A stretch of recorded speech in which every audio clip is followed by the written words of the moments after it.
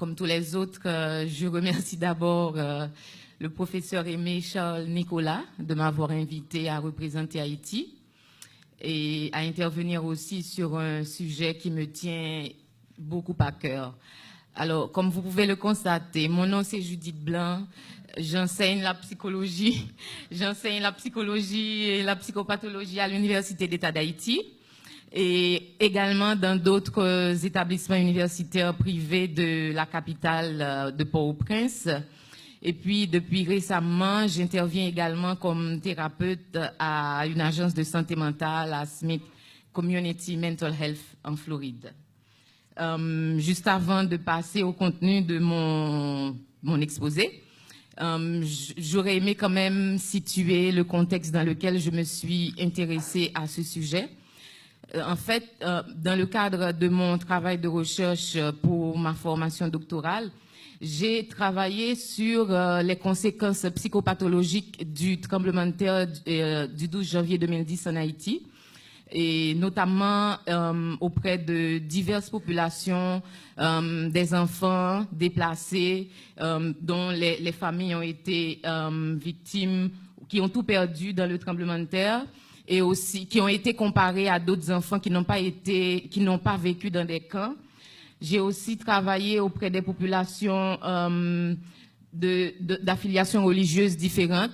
C'était pour comparer c'était pour voir combien les croyances religieuses autour de l'origine du séisme et aussi l'animosité à laquelle les groupes, les vaudouisants, étaient exposés. Donc, je voulais voir quelle incidence que ça pourrait avoir sur l'évolution de leur santé mentale.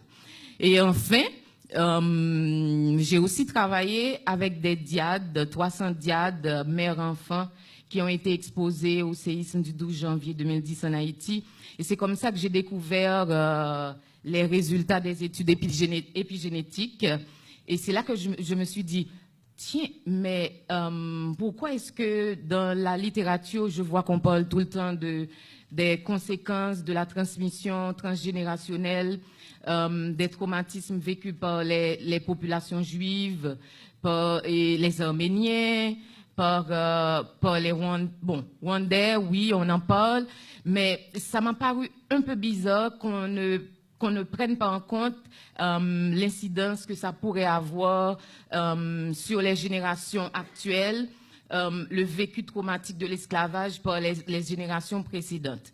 Et voilà comment je me suis dit que, OK, dans le cadre de mon futur programme de recherche, je vais travailler sur ça. Je m'intéresse tout bonnement à la question de l'incidence actuelle du vécu traumatique de l'esclavage par les générations précédentes sur la société contemporaine haïtienne. Donc, au sommaire, en introduction, je vous parlerai du contexte socio-démographique, économique, politique qui fournit des indicateurs de la crise haïtienne. Donc, le noyau de mon travail, de ma réflexion, c'est la psychotraumatologie de la crise haïtienne qui va s'articuler autour des points suivants. Et donc, je parle du trauma de l'esclavage, je décris pourquoi est-ce que c'est légitime de le considérer comme un événement multitraumatique et un trauma complexe, et le cadre de la naissance de la nation haïtienne.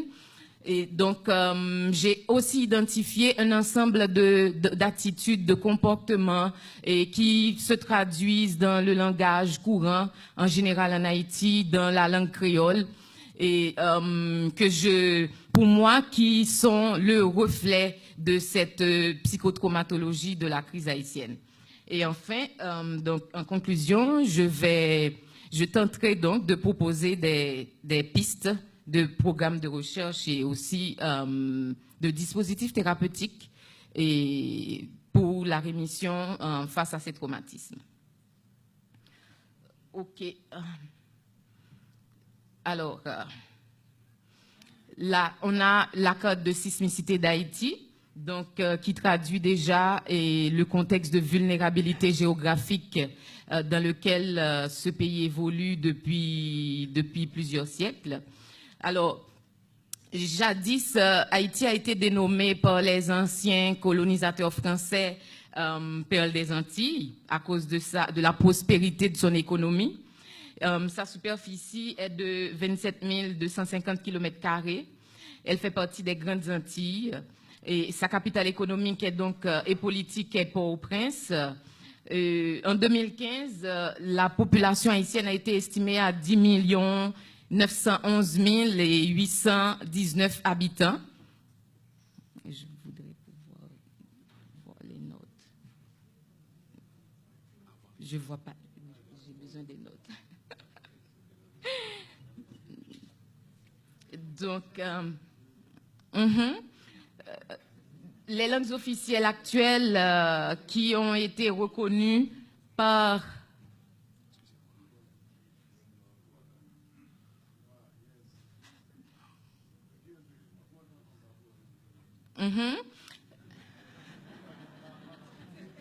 c'est seulement dans cette diapo qu'il y a des notes, mais après ça va aller.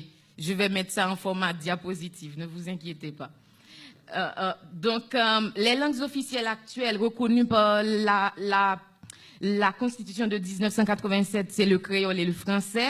Mais il y a un gros point d'interrogation. Certains auteurs, surtout des linguistes critiques, proposent qu'on ne parle pas d'Haïti comme un pays bilingue, mais plutôt comme un pays qui baigne dans une situation de diglossie, où le français a un statut est réservé pour l'administration, pour tout ce qui est positif, tout ce qui est privilège, et le créole est réservé pour la masse populaire, pour les pauvres, et pour exprimer des situations émotionnelles et tout ce qu'on peut imaginer.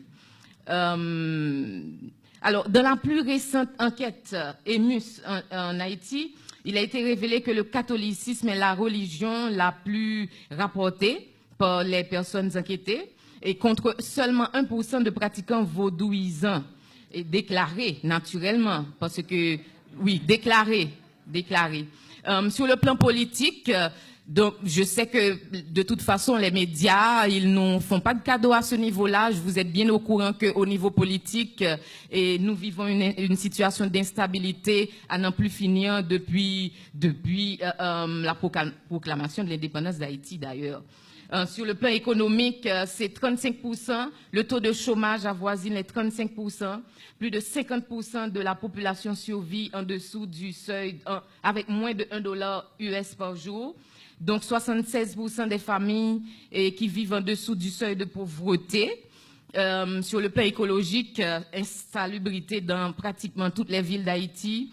L'île est exposée fréquemment aux cataclysmes naturels à travers les tempêtes tropicales, les inondations violentes, les séismes, les sécheresses périodiques associées aux problèmes de déforestation massive, de désertification et d'érosion du sol. Sur le plan sanitaire, presque pas de salles d'urgence fonctionnelles. Moins de 4% de personnes sont couvertes par une assurance maladie. Les hôpitaux publics inefficaces. Les patients meurent à l'hôpital tous les jours car faute de matériel de soins. Enfin, sur le plan éducatif, non-accès généralisé au peuple à une éducation de base. L'université haïtienne n'est pas en mesure d'accueillir les jeunes bacheliers et s'enlise dans une crise de plus en plus violente, naturellement pour le pouvoir, bien sûr.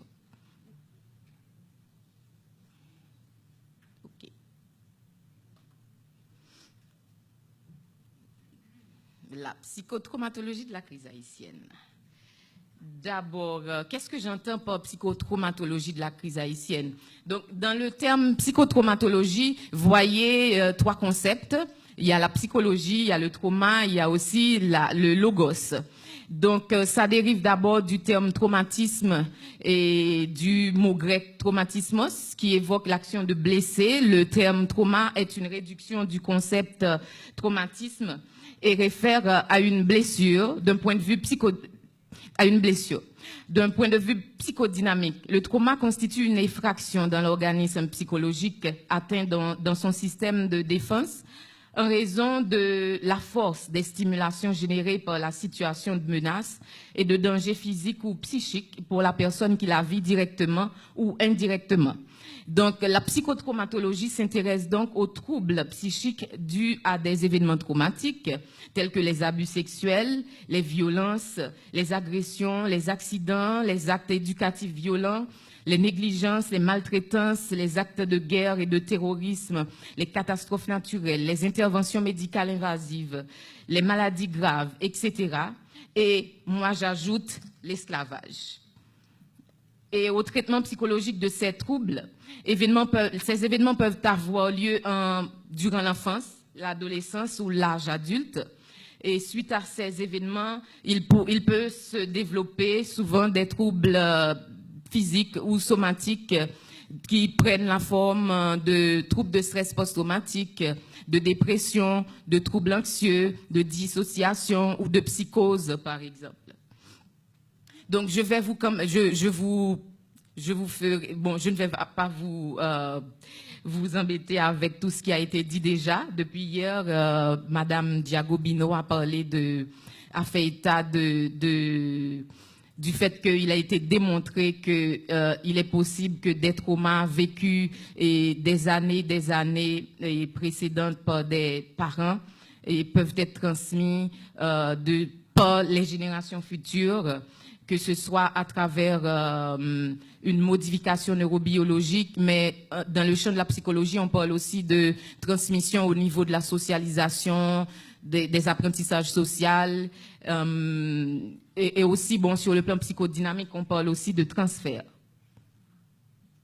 Alors, des dates clés à retenir dans le cadre et pour cheminer dans l'explication du trauma et de l'esclavage en Haïti et du contexte de la naissance de cette nation. En 492, nous avons l'arrivée des Européens et dans l'île d'Hispaniola. Alors, l'île d'Hispaniola, c'est Haïti et la République dominicaine. En 1697, l'île de Saint-Domingue est cédée par l'Espagne à la France. Au XVIe siècle, c'est la mise en place de la traite négrière. En 1791, Haïti connaît le soulèvement général des esclaves qui va aboutir en 1803 et 1804 à l'indépendance d'Haïti. Alors, à ce moment-là, l'armée indigène arrive à mettre KO l'armée la plus puissante du monde qui a été menée par Napoléon Bonaparte. Je sais que vous n'étudiez pas ça dans l'histoire de la France. Ça a été important pour moi de... Si?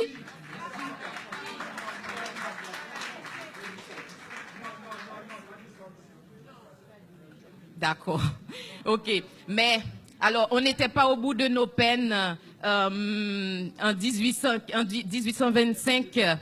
Bon, c'est vrai que ça prête un peu, c'est pas très clair. La question de la dette, du contexte de l'imposition de la dette de l'indépendance haïtienne n'est pas trop claire. Certaines personnes disent que on avait accepté, on avait même proposé d'offrir une indemnité aux colons parce que nous étions dans la peur, dans l'angoisse que les anciennes puissances coloniales reviennent. Donc, du coup, on a été, apparemment, le gouvernement de Boyer aurait lui-même proposé de rembourser une dette à ses colons. Et naturellement, l'État français a bien accepté. Et oui, on a été obligé de faire un emprunt de 150 millions de francs pour payer cette dette à la France entre 1825 et 1893. En 1844, c'est la sécession de la République dominicaine. Et encore une fois, et de 1915 à 1934, pour aucune raison évidente jusqu'à présent, Haïti subit encore la plus douloureuse humiliation de son histoire. C'est de 1915 à 1934, les Américains débarquent. Et puis, de 1957 à 1986, c'est la dictature des Duvalier. Alors, pourquoi je postule que l'esclavage en Haïti a été, et il y a lieu d'évoquer une situation de traumatisme complexe, d'exposition multitraumatique pendant la période esclavagiste. Et certains historiens considèrent cet événement comme l'un des plus grands génocides, le plus grand génocide de tous les temps. parce qu'il y a eu la destruction des familles, la privation sensorielle. Alors, la privation sensorielle, et en bas, je ne sais pas si vous voyez en background, et ce petit caveau-là qu'il y a derrière, eh bien là, nous avons une image de à quoi ça ressemblait l'espace dans lequel les captifs, les Africains qu'on capturait, on les stockait d'abord ici. Donc, c'était le processus de déprivation sensorielle et avant de les embarquer dans les bateaux négriers. Et les viols aussi. Il faut mentionner les travaux forcés, les meurtres, les mutilations, les humiliations, les viols, la christianisation forcée, le matraquage culturel. C'est notre république, la première république noire, a pris naissance dans le sang, et grâce à l'insurrection des esclaves. Et on estime qu'au cours de la bataille de Vertières de 1803, environ 100 000 Africains auraient été tués. Alors, en ce qui a trait à la période contemporaine, mon hypothèse, c'est qu'il y aurait eu une transmission neurobiologique, socioculturelle de ces traumatismes vécus au cours de la période esclavagiste par les anciennes générations d'Haïtiens et sur l'île de Saint-Domingue à la génération actuelle. Alors, comment je décris la manifestation de ces traumatismes-là? D'abord, à travers notre comportement face aux enfants. Vous voyez, je commence d'abord avec les conditions de transport des captifs. Ça ne vient pas de nous, mais comme vous pouvez le constater sur l'image 1. Alors, les descriptions qu'on a faites de ces cas-là rapportent que l'espace était tellement petit qu'on fait l'hypothèse que la majorité des captifs qu'on transportait, c'était des enfants. Donc, les enfants, ils ont d'abord, et puisqu'il y avait une question d'espace à gérer, donc on a eu sûrement beaucoup d'enfants qui ont été capturés sur l'île de Zanzibar, qui ont été amenés jusqu'à l'Afrique. Donc, depuis lors, on commence à considérer les enfants comme donc vous voyez là, je mets des expressions en créole parce que dans le langage courant en Haïti, depuis ma plus tendre enfance, et c'est très courant des fois que j'entends quand on parle des enfants, pourquoi est-ce qu'un enfant n'obéit pas? Alors c'est parce que Timoun c'est Tibet. L'enfant est un animal.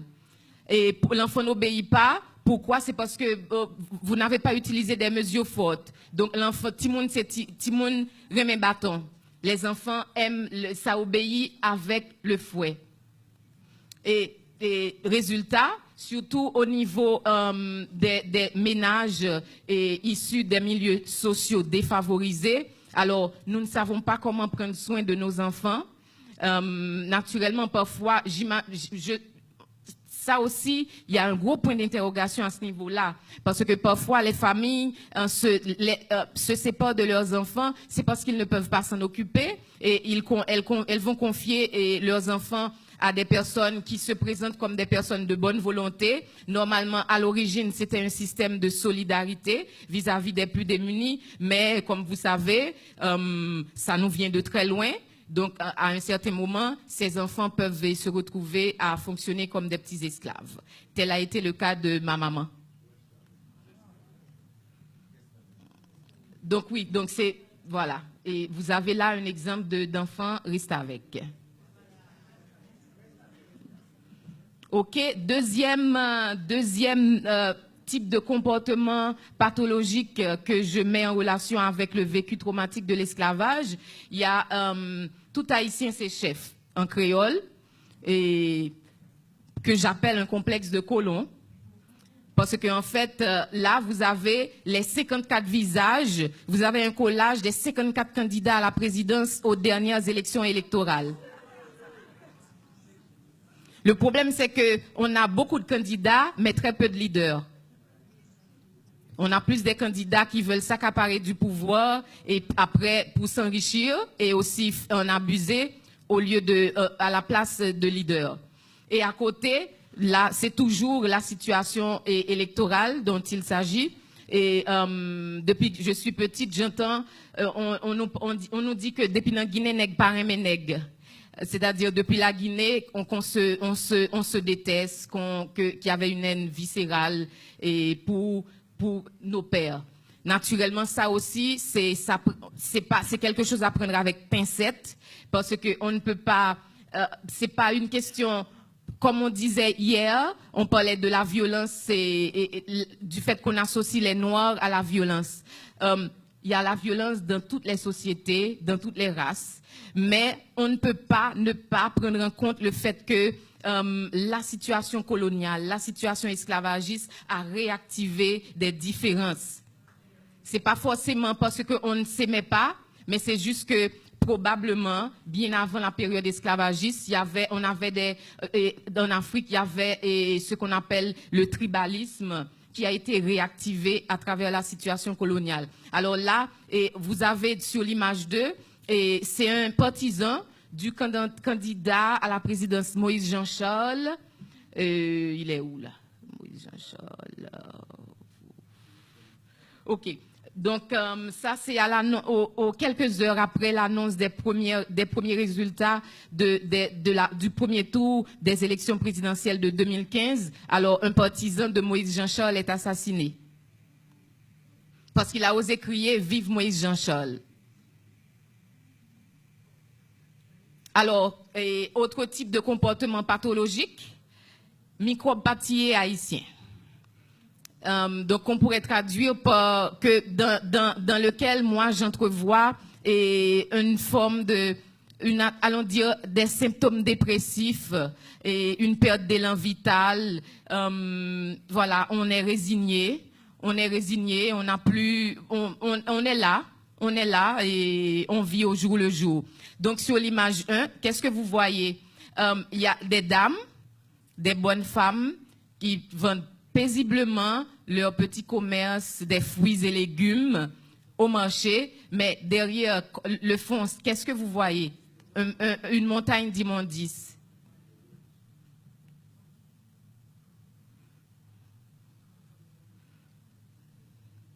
Donc, certaines personnes pensent que allons dire,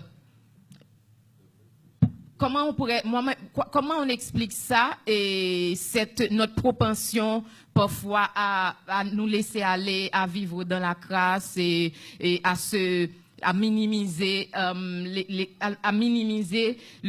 dire, le risque qu'il peut y avoir pour notre santé.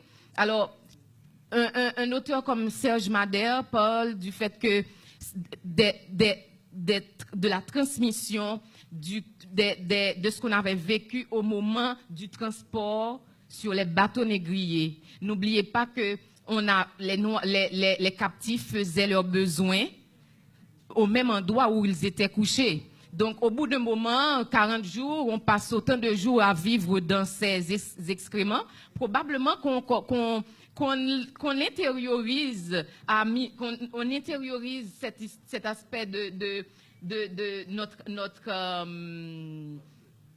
on devient enclin à accepter à vivre dans l'insalubrité, puisque nos ancêtres ont été transportés dans cette condition-là.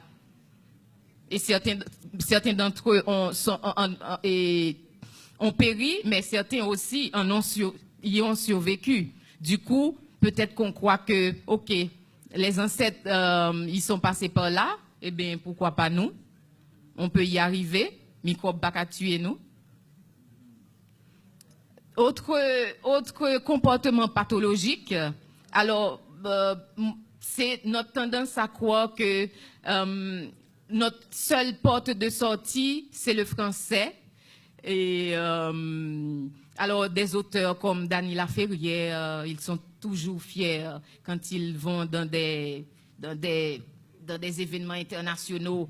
Ils sont si fiers pour dire que le français, c'est notre butin de guerre. Alors, dans les écoles, ça se traduit comment? Et moi, les observations que j'ai eu à faire dans les écoles, puisque ma fille a été scolarisée dans le système éducatif haïtien, actuellement, je peux dire qu'il y a très peu d'écoles qui forment nos enfants à résoudre des problèmes. Nos enfants sont formés nos enfants sont formés dans des instituts français. Le but final, même si c'est pas, on ne le dit pas, mais quand on fouille, on se rend compte que le but final, c'est que les enfants apprennent à bien parler et à bien écrire le français.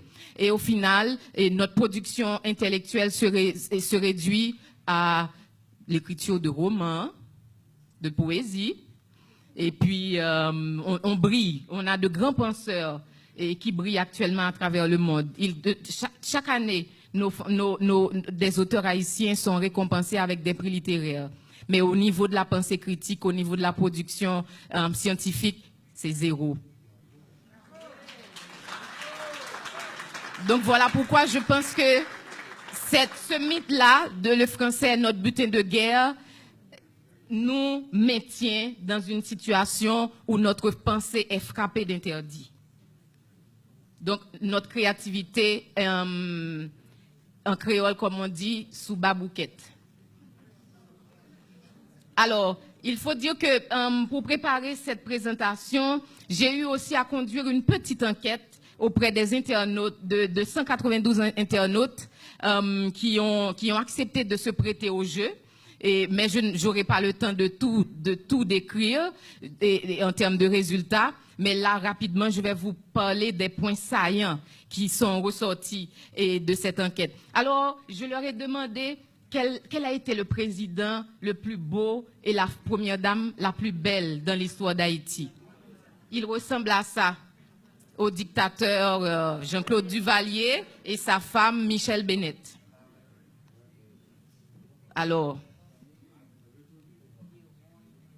est-ce que vous voyez la différence? Alors maintenant, à la question inverse, c'est quel est selon vous le président le plus laid ou la femme, la première dame la plus laide dans l'histoire d'Haïti? Ça ressemble à ça.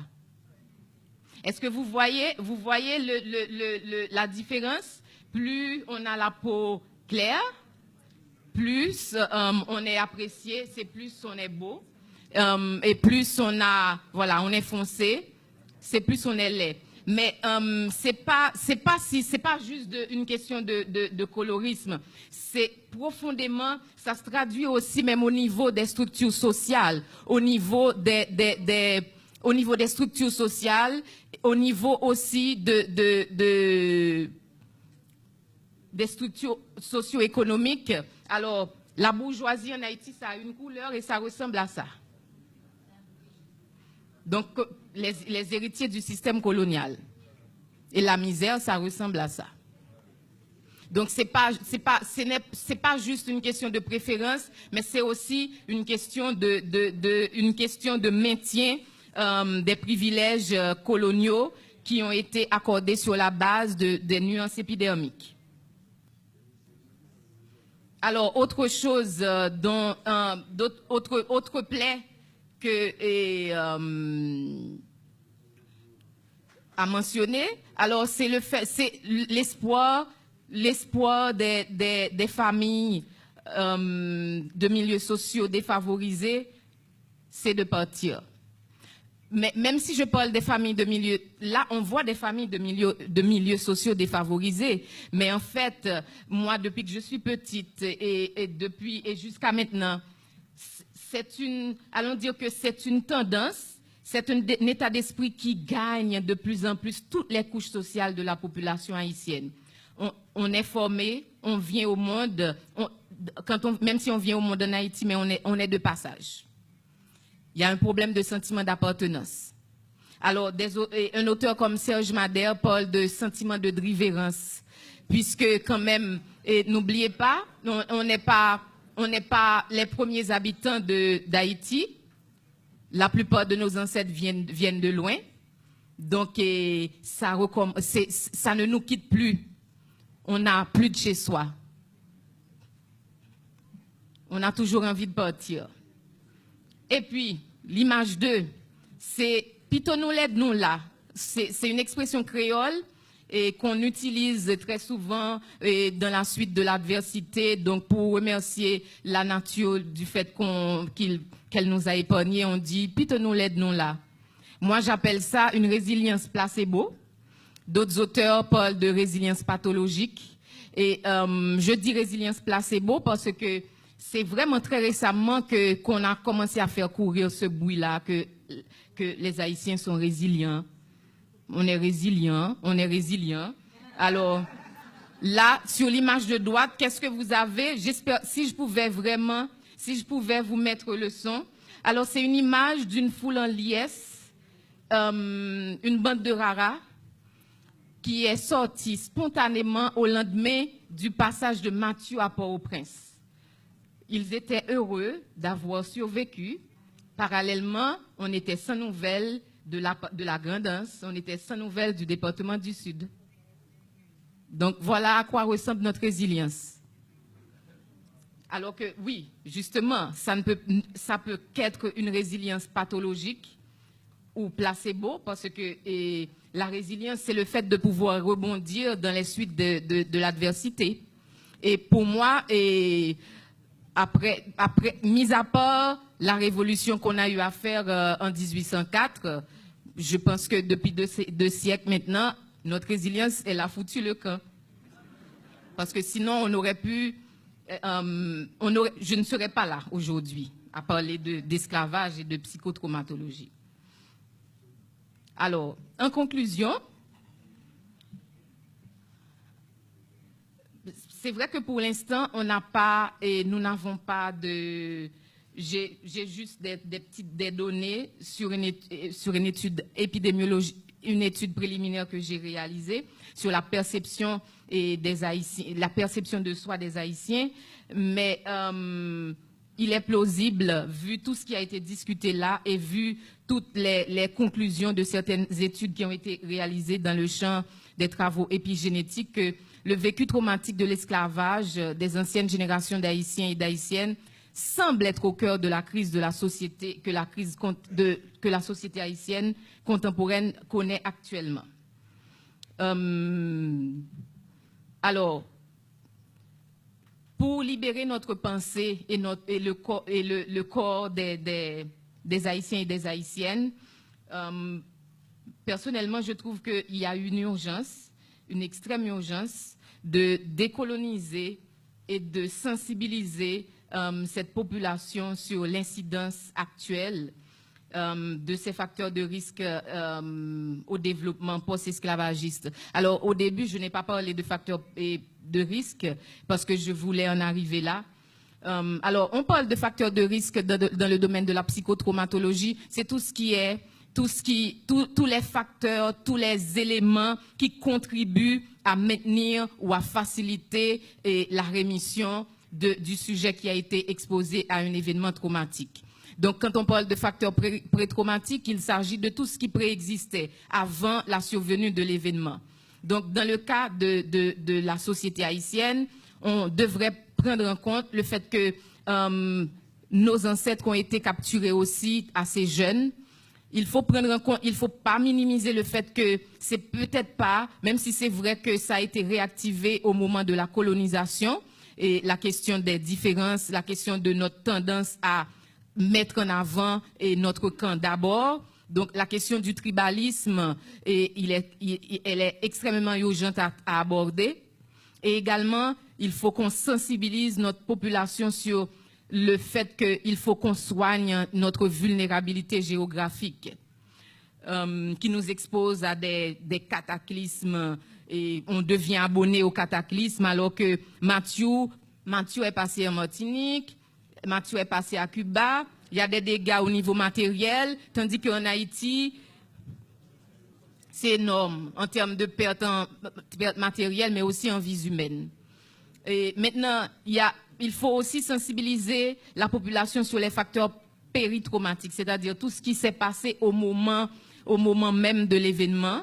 Je fais référence à la détresse émotionnelle, au sentiment d'impuissance dans lequel étaient plongés les ancêtres, aux réactions neurobiologiques, à la nature et à l'ampleur des faits traumatiques et qu'ils ont expérimentés au moment de l'esclavage et qui probablement se pérennisent encore deux siècles après.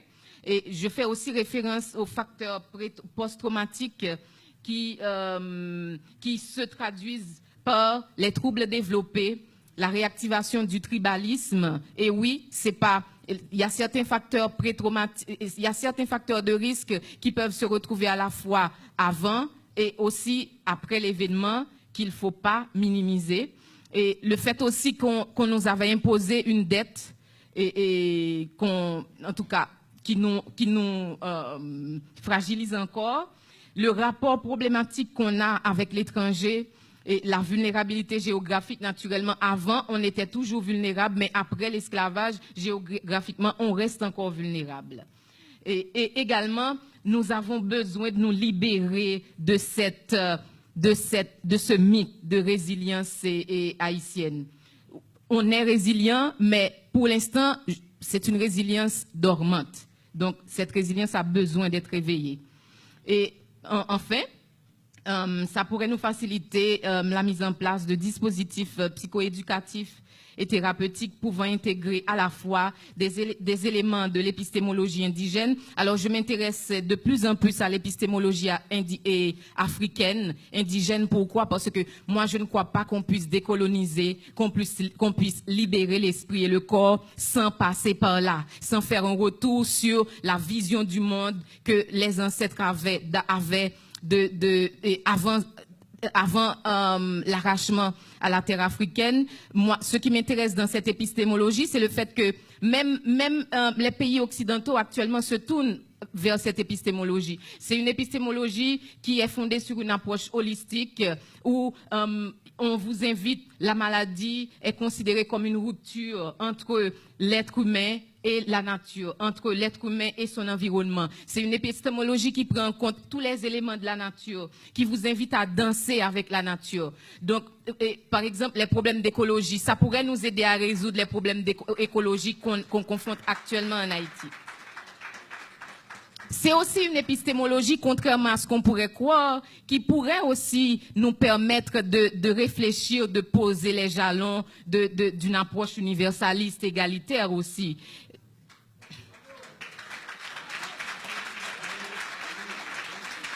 Voilà. C'est pas dans la vision d'exclure nullement les visions, tout ce qu'on a comme apport du contact avec les Européens. Bien sûr que ça nous permettrait d'intégrer aussi les apports du contact avec les Européens. Et pour finir, je vous invite à... La présentation que j'ai eu à faire là a été aussi enrichie d'un ouvrage sur lequel je travaille actuellement en collaboration avec le docteur Serge Madère, le docteur Serlin Ulysse. Et alors, on avait organisé à Port-au-Prince en mai dernier un festival de psychologie africaine et le thème c'était des psychotraumatismes de la période esclavagiste et grand chantier pour une réémergence de la psychologie africaine.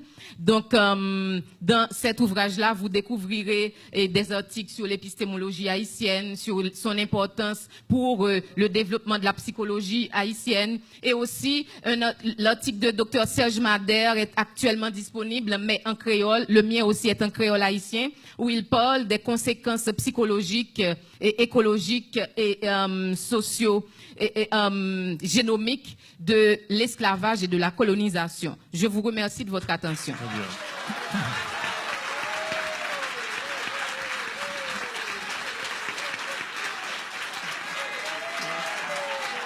Merci.